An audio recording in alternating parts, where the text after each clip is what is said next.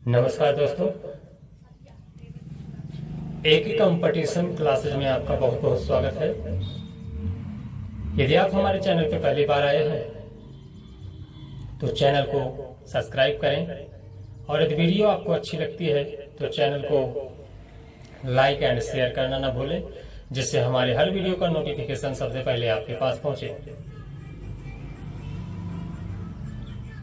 UP TET परीक्षा से UP TET परीक्षा की बेहतरीन तैयारी के लिए हमारे चैनल को लाइक, सब्सक्राइब एंड शेयर करना ना भूलें। बहुत ही अच्छी ढंग से आप लोगों को आज बाल मनोविज्ञान से संबंधित कुछ खास बातों का चर्चा किया जाएगा। बाल मनोविज्ञान क्या होता है, सबसे पहले हम इसके बारे में जानेंगे। बाल मनोविज्ञान क्या होता है?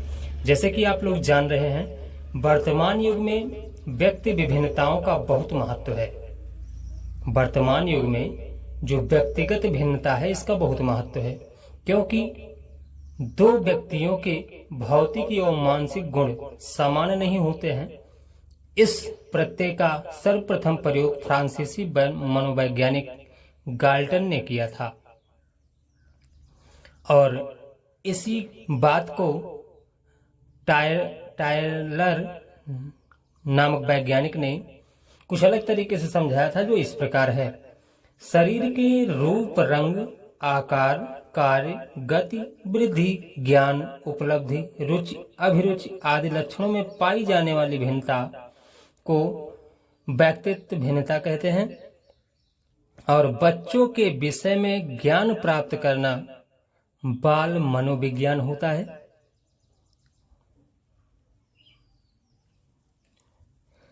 लिंग के आधार पर व्यक्तित्व भिन्नताएं, पहला पॉइंट है इसमें, स्त्रियों की शारीरिक संरचना पुरुषों से अलग होती है।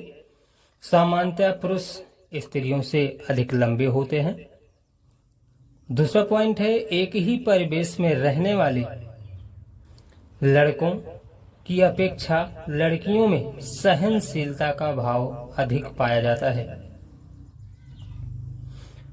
अगला पॉइंट है, बुद्धि के आधार पर व्यक्तित्व भिन्नताएं। बालकों में वृद्धि के आधार पर व्यक्तित्व भिन्नताएं दिखाई पड़ती हैं। बुद्धि परीक्षण के आधार पर यह ज्ञात किया जा सकता है कि कोई बालक किसी अन्य बालक से कितना अधिक बुद्धिमान है। ये चीज हम ज्ञात कर सकते हैं। बुद्धि लब्धि, जिसे आईक्यू के आधार पर भी व्यक्तित्व भिन्नताएं पाई जाती हैं, जिनमें बालकों की बुद्धि लब्धि 90 से 110 के बीच में सामान्य होती है, 120 से अधिक प्रतिभाशाली होते हैं तथा 71 से कम जड़ बुद्धि वाले होते हैं। इस पॉइंट को नोट कर लीजिएगा बेटा। बुद्धि लब्धि, जिसे आईक्यू के नाम से जानते हैं, इसमें आपकी परीक्षा में बहुत क्वेश्चन पुटअप होता है कि बुद्धि लब्धि, सामान्य बुद्धि लब्धि किसके किसके बीच में होती है। ऑप्शन भी दिया होता है, इसमें आपका सही जाएगा 90 से 110 के बीच में। यदि क्वेश्चन आता है 120 से अधिक यानी प्रतिभाशाली वाले हैं तो आप 120 पर टिक मारेंगे, तथा यदि जड़ बुद्धि के लिए पूछता है यानी एकदम कमजोर वाले के लिए तो 71 से कम होता है। संवेग के आधार पर भी बालकों के व्यक्तित्व भिन्नताएं पाई जाती हैं। जैसे नंबर 1, संवेगात्मक विकास विभिन्न बालकों में भिन्नताएं लिए हुए होता है, जबकि यह भी सत्य है कि मोटे तौर पे संवेगात्मक विशेषताएं बालकों में समान रूप से पाई जाती हैं। नंबर 2, कुछ बालक शांत स्वभाव के होते हैं जबकि कुछ बालक चिड़चिड़े स्वभाव के होते हैं। नंबर 3, कुछ बालक सामान्यतः प्रसन्न होते हैं जबकि कुछ बालकों में उदास रहने की प्रवृत्ति होती है।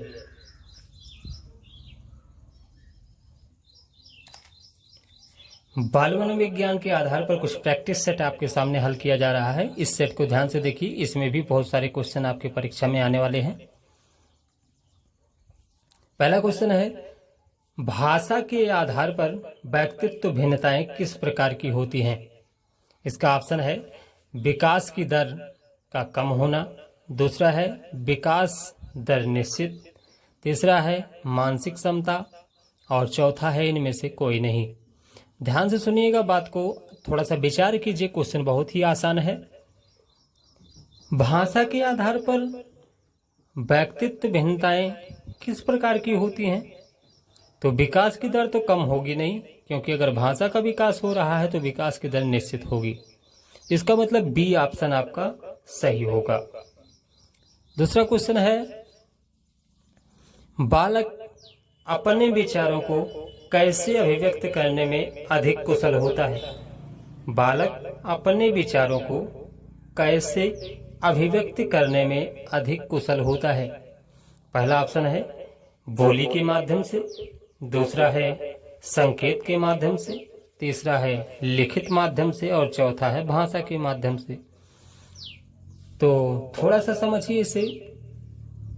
बच्चा है तो बोली के माध्यम से कुछ नहीं कर सकता है, वो संकेत भी नहीं समझ सकता है, लिखित कर देने पर भी वो पढ़ नहीं सकता है।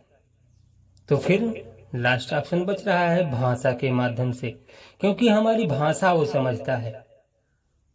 ठीक है, तो आपका डी ऑप्शन 100% सही हो जाएगा। कक्षा में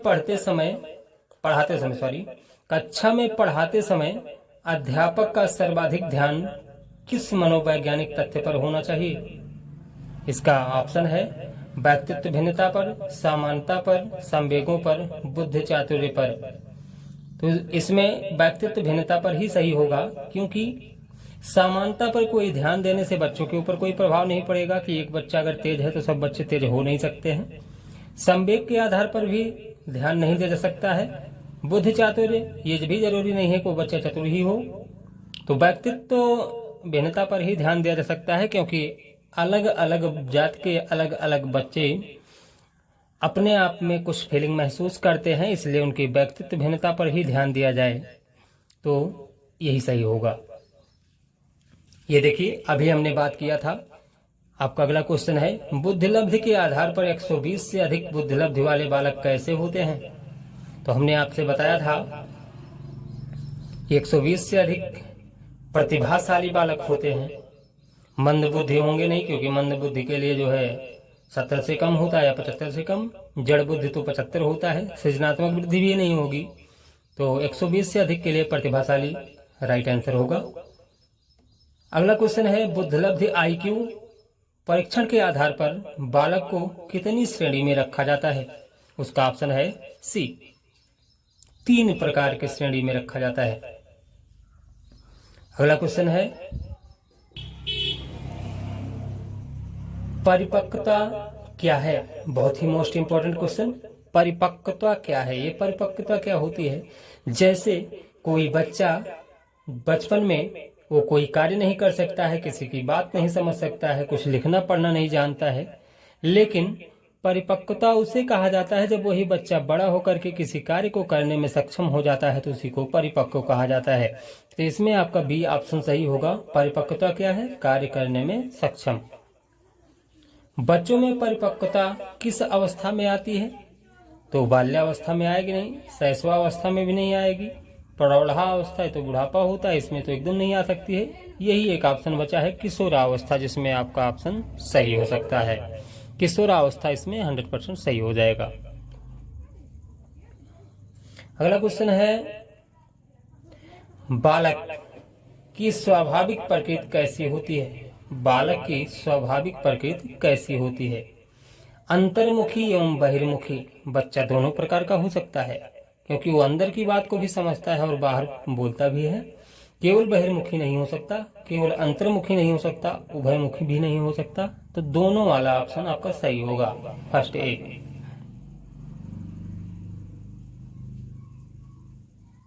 नमस्कार दोस्तों, एके कंपटीशन क्लासेज में आपका बहुत बहुत स्वागत है। आज हम यूपी टेट 2021 की परीक्षा के बारे में पढ़ेंगे, जिसमें जीके और जीएस में पूछे जाने वाले 2021 की परीक्षा में कुछ खास क्वेश्चन जो आपकी परीक्षा में शामिल हो सकते हैं। इस प्रश्न को यदि आप ध्यान से पढ़ते हैं, पूरी वीडियो को ध्यान से देखते हैं, तो निश्चित ही आपको परीक्षा में सफलता जरूर मिलेगी। इसलिए मेरे साथ मेरी वीडियो को देखते रहें और साथ में चैनल को सब्सक्राइब करें, शेयर करें और लाइक करें, जिससे आपके जरिए हमारा भी बल बढ़ता रहे। चलते हैं पहला क्वेश्चन जो आपके सामने स्क्रीन पर है। किस अफ्रीकी देश ने अक्टूबर 2018 को सॉवरेन ब्लू ब्रांड जारी करने वाला पहला देश बनने की उपलब्धि प्राप्त की? तो इसमें 4 ऑप्शन है, केन्या, मोजाम्बिक, मेडागास्कर, सेल्स। तो वो ऑप्शन है आपका डी, सेल्स। ठीक है। अंतर्राष्ट्रीय सौर गठबंधन ISA की पहली आम सभा अक्टूबर 2018 में कहां आयोजित की गई? यह है नई दिल्ली, जो कि भारत में है। अगला है, संयुक्त राष्ट्र विकास कार्यक्रम UNDP द्वारा 14 सितंबर 2018 को जारी मानव विकास सूचांक में सर्वोच्च और निम्नतम स्थान पर रहे हैं, उसमें से हैं नॉर्वे और नाइजर। काठमांडू या नेपाल में संपन्न चौथे बिम्स्टेक शिखर सम्मेलन के दौरान किस देश को बिम्स्टेक की चेयरमैनशिप सौंपी गई थी? तो वो है श्रीलंका। अगस्त 2018 को किसने ऑस्ट्रेलिया के नए प्रधानमंत्री के रूप में पदभार ग्रहण किया था? Scott Morrison. विश्व के सबसे बड़े सैन्य अभ्यास वोस्टॉक 2018 में कौन से देश शामिल थे? तो वह है रूस, चीन, मंगोलिया। पाकिस्तान में सितंबर 2018 को संपन्न राष्ट्रपति चुनाव में किस पाकिस्तान का 13वां राष्ट्रपति निर्वाचित किया गया? वो है आरिफ अलवी, जो पाकिस्तान के 13वें राष्ट्रपति के रूप में नियुक्त किए गए थे। अगला क्वेश्चन है, विश्व में पहली बार महिला विदेश मंत्री का सम्मेलन सितंबर 2018 में कहां हुआ? वो है आपका बी नंबर, कनाडा। यूरोपीय संघ और NATO की सदस्यता हेतु किस देश में सितंबर 2018 में जनमत संग्रह हुआ था? वो है मैसेडोनिया। अगला क्वेश्चन है, उत्तर प्रदेश में बच्चों व गर्भवती महिलाओं को पौष्टिक भोजन उपलब्ध कराने की योजना किसने दी थी? तो उसका ऑप्शन नंबर सी सही है, हौसला पोषण योजना ने।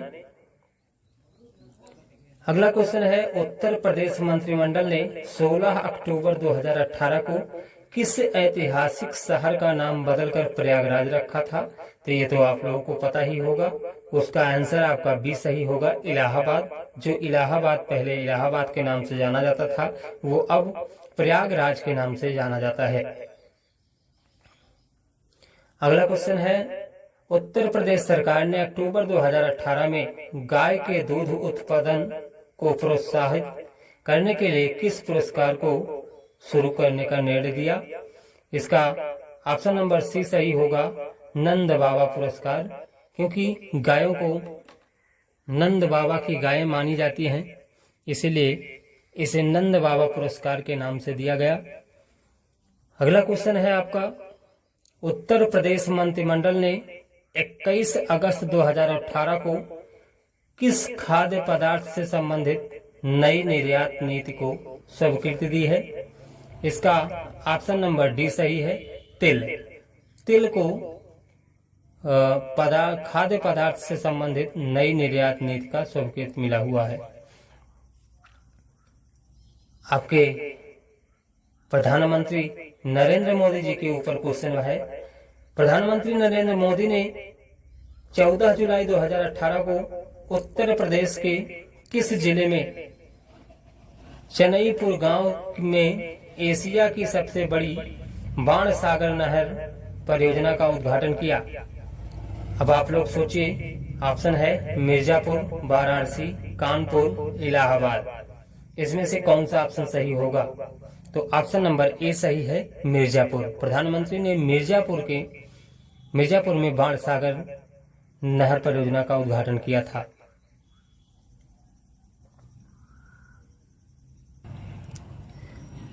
आपके यूपीटीटी एग्जाम के नई परीक्षा में पूछे जाने वाले कुछ प्रमुख कैबिनेट मंत्रियों के नाम इस प्रकार हैं।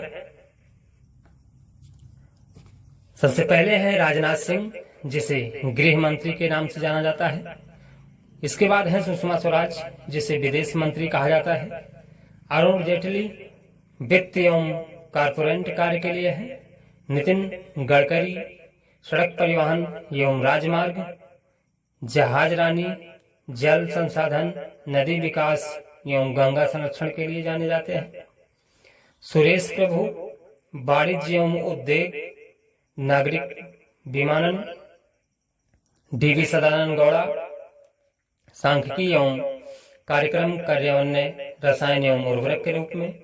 उमा भारती पेयजल एवं स्वच्छता के रूप में। रामविलास पासवान उपभोक्ता कार्य, खाद्य एवं सार्वजनिक वितरण। मेनका संजय गांधी महिला एवं बाल विकास के लिए है। रविशंकर प्रसाद कानून एवं न्याय, इलेक्ट्रॉनिक्स एवं सूचना प्रौद्योगिकी।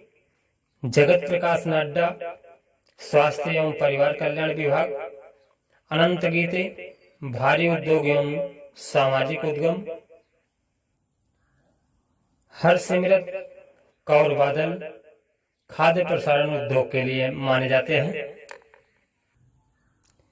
इसके बाद है मनोज सिन्हा, जिसे संचार स्वतंत्र प्रभार रेल मंत्री कहा जाता है।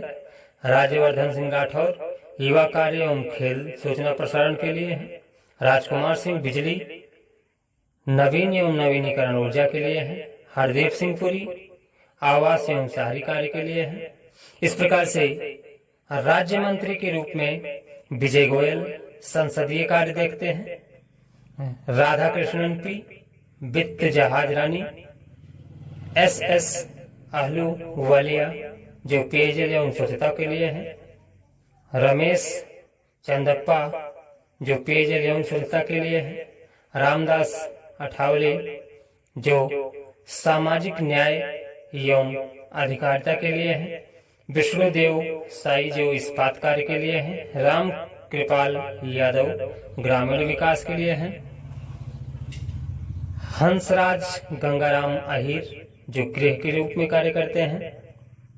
हरिभाई पार्थी भाई चौधरी खनन कोयला विभाग के लिए है।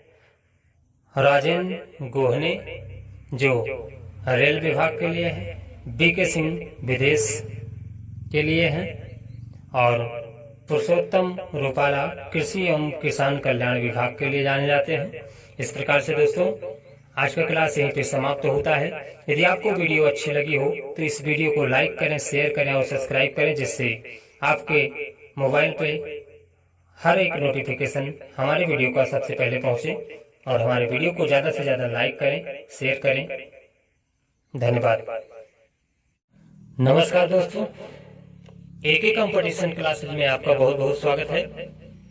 आज हम यूपीटेट 2021 की परीक्षा के बारे में पढ़ेंगे, जिसमें जीके और जीएस में पूछे जाने वाले 2021 की परीक्षा में कुछ खास क्वेश्चन जो आपकी परीक्षा में शामिल हो सकते हैं। इस प्रश्न को यदि आप ध्यान से पढ़ते हैं, पूरी वीडियो को ध्यान से देखते हैं, तो निश्चित ही आपको परीक्षा में सफलता जरूर मिलेगी। इसलिए मेरे साथ मेरी वीडियो को देखते रहें और साथ में चैनल को सब्सक्राइब करें, शेयर करें और लाइक करें, जिससे आपके जरिए हमारा भी बल बढ़ता रहे। चलते हैं पहला क्वेश्चन जो आपके सामने स्क्रीन पर है। किस अफ्रीकी देश ने अक्टूबर 2018 को सॉवरेन ब्लू बांड जारी करने वाला पहला देश बनने की उपलब्धि प्राप्त की? तो इसमें 4 ऑप्शन है। Kenya, Mozambique, Madagascar, Seychelles. तो वो ऑप्शन है आपका डी, सेल्स। ठीक है। अंतरराष्ट्रीय सौर गठबंधन ISA की पहली आम सभा अक्टूबर 2018 में कहां आयोजित की गई? यह है नई दिल्ली, जो कि भारत में है। अगला है संयुक्त राष्ट्र विकास कार्यक्रम UNDP द्वारा 14 सितंबर 2018 को जारी मानव विकास सूचांक में सर्वोच्च और निम्नतम स्थान पर रहे हैं, उसमें से हैं नॉर्वे और नाइजर। काठमांडू या नेपाल में संपन्न चौथे बिम्स्टेक शिखर सम्मेलन में के दौरान किस देश को बिम्स्टेक की चेयरमैनशिप सौंपी गई थी? तो वो है श्रीलंका। अगस्त 2018 को किसने ऑस्ट्रेलिया के नए प्रधानमंत्री के रूप में पदभार ग्रहण किया था? Scott Morrison. विश्व के सबसे बड़े सैन्य अभ्यास वोस्टॉक 2018 में कौन से देश शामिल थे? तो वह है रूस, चीन, मंगोलिया। पाकिस्तान में सितंबर 2018 को संपन्न राष्ट्रपति चुनाव में किस पाकिस्तान का 13वां राष्ट्रपति निर्वाचित किया गया? वो है आरिफ अलवी, जो पाकिस्तान के 13वें राष्ट्रपति के रूप में नियुक्त किए गए थे। अगला क्वेश्चन है, विश्व में पहली बार महिला विदेश मंत्री का सम्मेलन सितंबर 2018 में कहां हुआ? वो है आपका बी नंबर, कनाडा। यूरोपीय संघ और NATO की सदस्यता हेतु किस देश में सितंबर 2018 में जनमत संग्रह हुआ था? वो है मैसेडोनिया। अगला क्वेश्चन है, उत्तर प्रदेश में बच्चों व गर्भवती महिलाओं को पौष्टिक भोजन उपलब्ध कराने की योजना किसने दी थी? तो उसका ऑप्शन नंबर सी सही है, हौसला पोषण योजना ने। अगला क्वेश्चन है, उत्तर प्रदेश मंत्रिमंडल ने 16 अक्टूबर 2018 को किस ऐतिहासिक शहर का नाम बदलकर प्रयागराज रखा था? तो ये तो आप लोगों को पता ही होगा। उसका आंसर आपका बी सही होगा, इलाहाबाद। जो इलाहाबाद पहले इलाहाबाद के नाम से जाना जाता था, वो अब प्रयागराज के नाम से जाना जाता है। अगला क्वेश्चन है, उत्तर प्रदेश सरकार ने अक्टूबर 2018 में गाय के दूध उत्पादन को प्रोत्साहित करने के लिए किस पुरस्कार को शुरू करने का निर्णय दिया? इसका ऑप्शन नंबर सी सही होगा, नंद बाबा पुरस्कार, क्योंकि गायों को नंद बाबा की गायें मानी जाती हैं, इसलिए इसे नंद बाबा पुरस्कार के नाम से दिया गया। अगला क्वेश्चन है आपका, उत्तर प्रदेश मंत्रिमंडल ने 21 अगस्त 2018 को किस खाद्य पदार्थ से संबंधित नई निर्यात नीति को स्वीकृति दी है? इसका ऑप्शन नंबर डी सही है, तिल। तिल को खाद्य पदार्थ से संबंधित नई निर्यात नीति का स्वीकृति मिला हुआ है। आपके प्रधानमंत्री नरेंद्र मोदी जी के ऊपर क्वेश्चन है। प्रधानमंत्री नरेंद्र मोदी ने 14 जुलाई 2018 को उत्तर प्रदेश के किस जिले में चेन्नईपुर गांव में एशिया की सबसे बड़ी बाण सागर नहर परियोजना का उद्घाटन किया? अब आप लोग सोचिए, ऑप्शन है मिर्जापुर, वाराणसी, कानपुर, इलाहाबाद। इसमें से कौन सा ऑप्शन सही होगा? तो ऑप्शन नंबर ए सही है, मिर्जापुर। प्रधानमंत्री ने मिर्जापुर में बाण सागर नहर परियोजना का उद्घाटन किया था।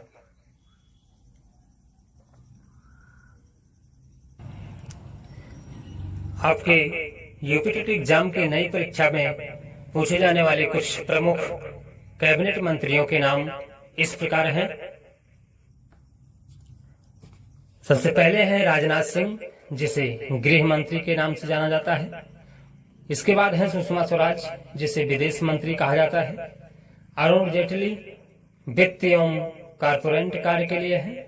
नितिन गडकरी सड़क परिवहन एवं राजमार्ग, जहाज रानी जल संसाधन, नदी विकास एवं गंगा संरक्षण के लिए जाने जाते हैं।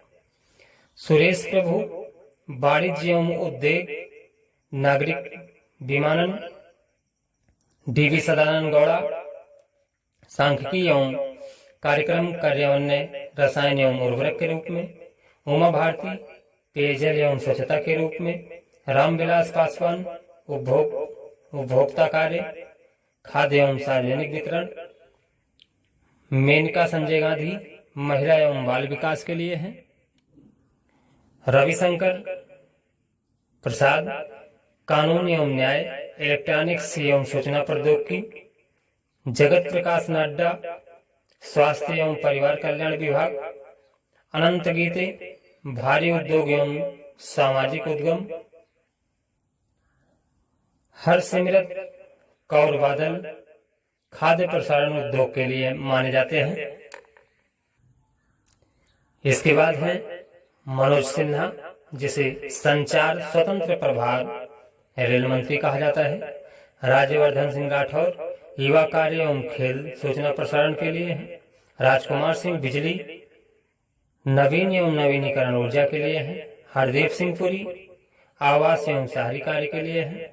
इस प्रकार से राज्य मंत्री के रूप में विजय गोयल संसदीय कार्य देखते हैं, राधा कृष्णन पी वित्त जहाज रानी, SS अहलूवालिया जो पेयजल एवं स्वच्छता के लिए है, रमेश चंदप्पा जो पेयजल एवं स्वच्छता के लिए है, रामदास अठावले जो सामाजिक न्याय एवं अधिकारिता के लिए है, विष्णुदेव साई जो इस्पात कार्य के लिए है, राम कृपाल यादव ग्रामीण विकास के लिए है,